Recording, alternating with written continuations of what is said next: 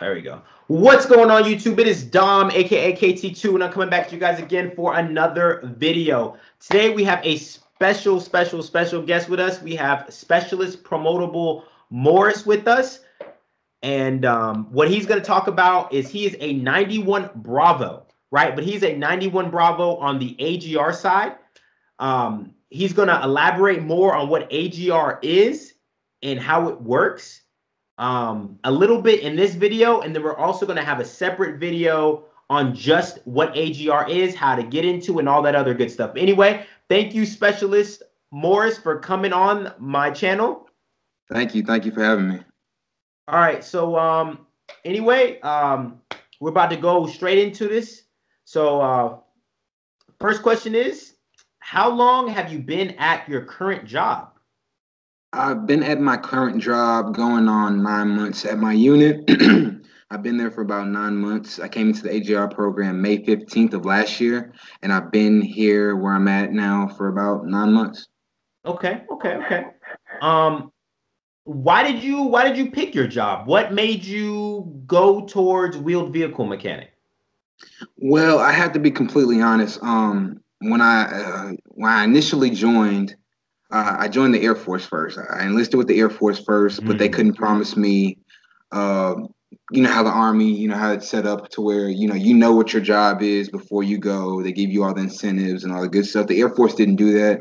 And I waited, I think I waited in their debt for about 6-7 months, and it kind of irritated me. So yeah, it was almost like I was chasing the Air Force recruiter and the Army was chasing me. So I ended up getting out their depth and then going into the Army's depth program. I was in there for about 2 months before I actually went to basic. And why'd I choose a vehicle mechanic? Really and honestly, because it was a thing that sent me off to basic sooner, as fast as I wanted it to. So that's the reason why. And it's not that bad. Okay. Next question is, what is your day-to-day life like in your job? Like, what is it like as a 91 Bravo? Can you break that down for us, please? Yes. So, I mean, PMCS and vehicles, working on different things. I mean, once you get into the maintenance realm, your job gets brought in depending on where you go. I mean, I just don't work on vehicles. I work on generators. I work on drash systems. I work on HEMITs, like a whole bunch of different equipment, MTO. And then along the lines, when you get up in rank, along with your job, a lot of it correlates with a lot of S4 functions as far as supply goes. So that's what my job consists of: PMCS and vehicles, working the G Army system, GCSS Army system, cutting work orders, cutting dispatches. That's pretty much it. Okay. Would you say you do PT in the morning? Do you PT in the morning? So for me, it's a little different. Like you said, and being AGR, we kind of do PT on our own leisure. So it is mandatory, but it's at your own discretion whether or not you do it in the morning time or in the afternoon. Me being a early bird, I like to get up 6 in the morning, get it done, be at work by 7, get off work by 3:30. Okay. So as an AGR person, you're saying that you set your own schedule for PT, correct? Correct. Okay. And you think your job responsibilities change from an active duty to an AGR person, or do you think you have to do pretty much the same thing? Now it depends on where you go. I will say that it depends on where you go, but when we're thinking about full spectrum, your job is going to change in the AGR program. You are classified as your MOS, and you're going to do what your MOS tells you to do. But best believe if you're an E5 or E6, a young E6, a young E5 in the AGR program, you're going to do a lot more than what your MOS entails. Right now, I'm an E4 promotable. I'm hoping to get promoted April 1st after BLC. I do an E7's job as a motor sergeant. I'm a motor sergeant for my unit. I'm at a battalion level. And it's just really, it can be a good and bad thing depending on where you go. Like I said, your NCOERs are definitely going to look good. You're going to have a lot to put on there.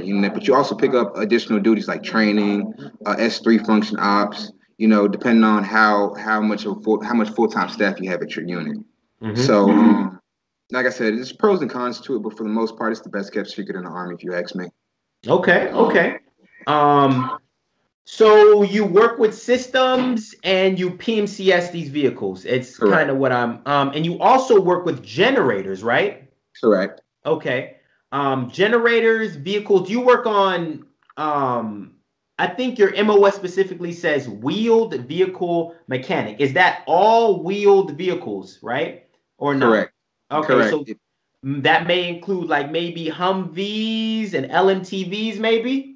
Yes, sir. Humvees being 1165s, LMTVs, whether it's a 1083 or it's 1078, depending on what unit you're at, of course. You know, some units are more tactical than others, so you might have heavy equipment, a lot more heavier equipment. It just depends on where you go. You go to an engineering unit, you can best believe have heavier equipment where you're at. Okay. So, yeah. All right. I'm just trying to make sure that it is all wheeled vehicles and not like some on two axles or one axles or anything crazy. Right, right, right. Okay, I got okay. you. Yeah. So, Um, yeah, it's all wheel. okay, okay. All right, so then we'll just move into the next question, which was kind of covered in the previous one, but we'll just reiterate it. What are your general responsibilities look like as a 91 Bravo? General responsibilities. Well, for me, my general responsibility is making sure that your services are done on the vehicles. Everything is maintained. It's in the name. Wheel vehicle mechanic maintenance. Your job is to maintain on a daily day basis, Monday through Friday, Monday through Sunday, some days. So as long as I know my equipment is in for service, out of service at a special time, depending on what we have on the training schedule coming up, per SOP. If we have a range coming up, my job is to make sure, okay, by February 28th, these vehicles are good by February 21st. A lot of units in the reserve component. Um, as far as maintenance goes, we're co-located with AMSA shops and ECSs. So we worked side by side getting these vehicles done in and out. And there's also something called RFX. And they kind of have my unit being an RFX unit, we have first priority when it comes to our vehicles being maintained and other equipment. So we get ours in and out pretty fast, and that's pretty much what it is. Just servicing our vehicles, making and also making sure our vehicles get utilized, all of our equipment, not just our vehicles, the generators, drashes, MKTs, everything. Okay, okay. Um, all right, so we'll move into a little bit of a different section. Okay. What do you believe are the benefits to your job as a wheeled vehicle mechanic? Just general benefits. General benefits. If you're wanting to use this as a stepping stone to go on to something bigger and better and greater in the maintenance field, you can. I mean, I think I was watching one of your video earlier when you were saying most people use MOSs as stepping stones. They do a 4-year contract, get out, and, so on and so forth. If you're really into the maintenance realm like that, and it's a passion, you can do that. You can come in, do a tour, get out, go work for AMSA guys making, as a GS9, GS10 job, making pretty good money on the civilian side. Okay. So that that's the option. All right. Okay, next question. What do you like most and what do you like least about your job right now? I like most. I like the responsibility, to be honest with you. Okay. I'm one that wants to take on as much responsibility as I can just to prove to everybody, especially my subordinates alike. And of course, my leadership that okay, he's a reliable person. You can rely on him despite his rank and age. I feel like everywhere I go, I'm always the youngest person. I am only 22. I've been in the Army 2.5 years, and I'm promotable for E5 already. And I work with nothing but E8s, E7s, captains. So it has its pros and its cons. Now, what do I dislike about that? Probably the same thing, to be honest with you, in the sense of people look at you like you may not know anything or everything because, and nobody knows everything, but, you still want to be giving people the credit when it's due.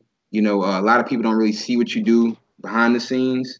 A Mm-hmm. lot of things go unseen. So I think that's the only con about having this job because especially being at this rank and this young in your career with so much responsibility, it just goes unseen. And you kind of, it's not that you're looking for any, recognition. It's just like, to be nice, you got that little respect, like, okay, talk to me as such or something like that. But other than that, nothing I can complain about.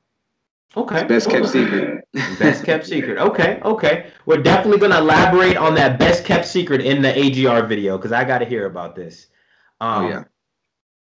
Is there anything specific about your job that's exclusive to the base you're at? Now, you don't feel compelled to tell me where you're stationed at, right, or anything near it. But is there anything specific about your job as a 91 Bravo that is only done at your base, or is it pretty much the same where you're at? It's pretty much the same. Pretty Okay. much the same. All right. Nope. Oh, I'm sorry. Go ahead. Okay. Next question. Have you been deployed? I have not been deployed. In the reserve component, it's kind of, well, I guess it's not different. I have not been deployed. To answer your question, I have not. All right. I'm sorry. No. I'm moving to the next question. Okay. What would you like to change within the job? If there was something about your job right now, where you're at, if there was the number one thing you'd want to change about your job, if there is anything, there may not be anything at all. What would I change about my job? Nothing. Nothing? Nothing. Okay. Nothing at all. Great stuff. All right. So next question is you already briefly spoke about this, but Okay. how does this position transfer over into the civilian world? Again, like, you can use it as a stepping stone. One thing I didn't add, a lot of people use this, as something to put on the resume. Whether they're going back to school or just going back in the civilian side, doing what they do best. What I've noticed about this job is that a lot of people like working with their hands. A lot of people like being in the maintenance field. They just don't so much like doing it in the military, the Army, so to speak. So a lot of people like this job. It's just something about being in the military, and I guess a little the freedom issue of having their own leisure to move and go as they want. But other than that, I mean, I wouldn't change anything about it. And as far as the whole civilian thing, it can definitely transfer over, I feel like. Okay. So coming into the last couple questions of our interview, what are your plans after your contract, and do you plan on staying in after your contract is over? Yes, actually. My goal, I have a lot of goals, but my goal as far as the military goes, I enlisted when I was 18 years old. I'm 22 now. I feel like if I do a 20-year active duty, time, I guess you can say, by the time I'm 38, 39, if I'm still in good health, I said, why try to get out? Probably go back in the reserves and get a nice civilian job. I think that's what I'm shooting for. What was your second question? I'm sorry. Do you plan on staying in? That was it, basically. Okay, yes, I definitely plan on staying in, doing more than 20 years. Okay. And very last question. So, any words of wisdom for individuals looking to get into this MOS? Any words of wisdom?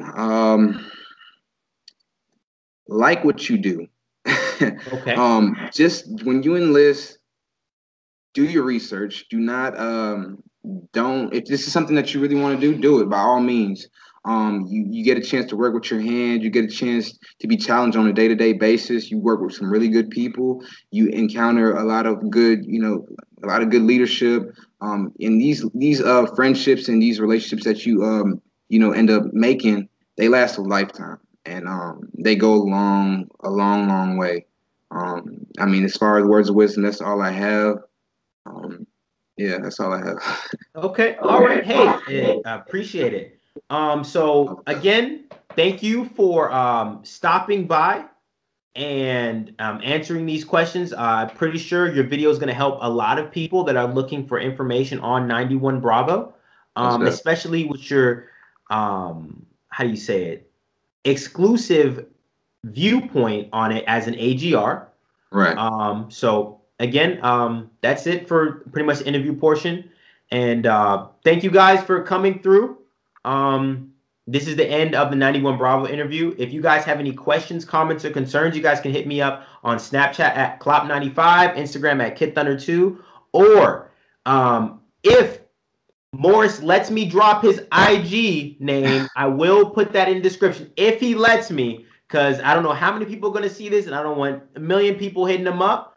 But if he lets me, I will drop his handle in the description. Anyway, guys, like I always like to say at the end of all my videos, don't live the same year 75, 80, 85, 90 times and then try and call it a life. Take it easy, guys. Peace.